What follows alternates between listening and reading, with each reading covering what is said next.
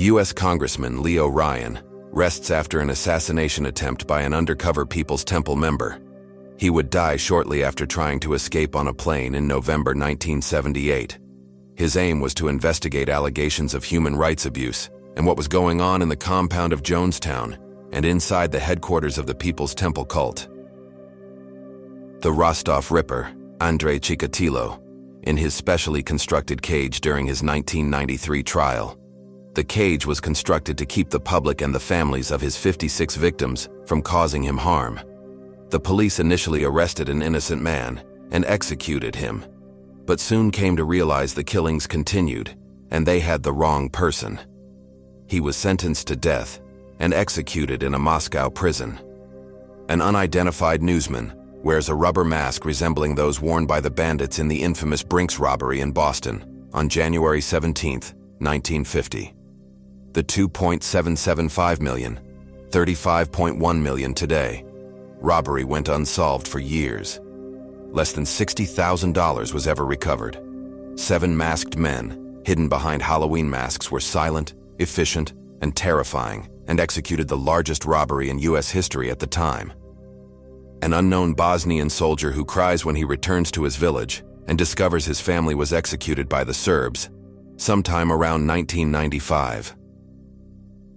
13-year-old Barbara Kent, Center, and her fellow campers play in a river near Ruidoso, New Mexico, on July 16, 1945, just hours after the atomic bomb detonation 40 miles away. Barbara was the only person in the photo that lived to see 30 years old.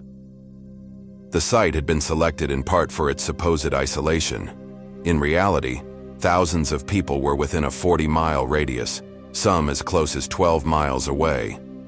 Yet all those living near the bomb site weren't warned that the test would take place. Execution of Laszlo Bardosi, Budapest, Hungary, 1946.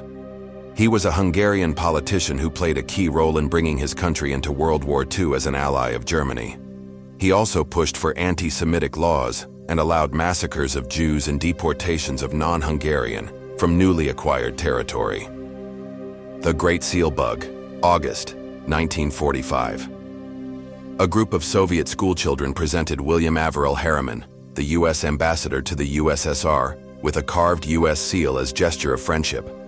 It hung in his office for 7 years before discovering it contained a listening device. No power supply was required, no active electronic component, and no need for the Soviets to ever get in the room. It activates only when a specific radio signal is beamed at it, which can be done from outside the building where it is placed, and transmits back the conversations it's picking up. Bernie Sanders delivers a speech to an empty U.S. Congress advising against military intervention in the Gulf War, 1991. It would be at the expense of the American people and would likely cause more wars to follow in the Middle East if they continued. A former concentration camp inmate drags a guard by the hair, while American troops look on at the newly liberated Dora Mittelbau concentration camp, April 1945. A British soldier poses next to a seesaw at a Jewish settlement in Palestine. The fulcrum of the seesaw is secretly a ventilation shaft for an underground Haganah base, a Zionist terrorist group. Over 300 rifles, 100 mortars, 400,000 bullets, 5,000 grenades, and 78 revolvers were confiscated. 1946. Adolf Hitler, shortly after a failed assassination attempt in July of 1944. The assassination attempt, done by members of his own army, planted a bomb right next to him, perforating an eardrum. It did not kill him because it was accidentally moved to a position under the leg of a heavy table. After Hitler survived the attack, he went into a paranoia state and purged the army and the government of anyone who even spoke to one of the perpetrators, who was believed to be Klaus von Stauffenberg, a German army officer who was executed the day after. Sergei Krikalev emerges out of a Soyuz capsule at the city of Arkalyk, Kazakhstan, after spending time on the Mir space station March 1992. He went to space as a Soviet cosmonaut, watched the Soviet Union break up in space, and returned back to Earth to a different country as the last USSR person. Reverend Joe Carter, standing guard on his porch expecting a visit from the Ku Klux Klan after he registered to vote. Louisiana, 1964. Gun control laws have historically been drafted to deprive non-whites the right to self-defense. In the 1930s, China, a murderer was publicly caged in a kangwei, left to die from exposure, starvation, and thirst as a form of severe punishment and deterrent. Occasionally, they would put the person in an incredibly painful position or cut off a foot entirely. Chinese-American war worker in Los Angeles wore a handwritten sign in his back to avoid being mistaken for Japanese. 1942. The aftermath of the MOVE bombing and resulting fire by the police department in Philadelphia, Pennsylvania, USA, May 1985. It was caused by years of conflict between the city and the Black Liberation Group. The bombing was the result of an armed standoff between the police and MOVE members who refused to surrender their home. The city dropped a bomb on the MOVE headquarters in West Philadelphia and destroyed 2 city blocks, leaving 250 people homeless and 11 people killed. Shavarsh Karapetyan, an Armenian Olympic swimmer, saves 20 people trapped in a bus that sank 80 feet offshore in 1976. It took him several hours to save them all, and he suffered multiple lacerations from glass shards led to his hospitalization for 45 days, as he developed pneumonia and sepsis. This led to lung complications which ended his Olympic career. Randy Weaver, a target of the Ruby Ridge siege, points to bullet holes in his cabin door during his testimony before the Senate Judiciary Subcommittee in September 1995. His wife, Vicky, was killed after FBI sniper fire penetrated the door while she was holding her infant daughter. This incident was the start of a chain of events that eventually led to Timothy McVeigh bombing a federal building in 1995 after he was inspired to do something after the Ruby Ridge incident. Denmark's Prime Minister, Anders Fogh Rasmussen, after being doused in red paint due to Denmark's participation in the Iraq War, March 2003. Denmark first contributed with a corvette ship and a submarine, then later deployed a battalion south of Basra. Adolf Hitler, at a window of the Reich Chancellery, receives an ovation on the evening of his inauguration as Chancellor of Germany, January 1933.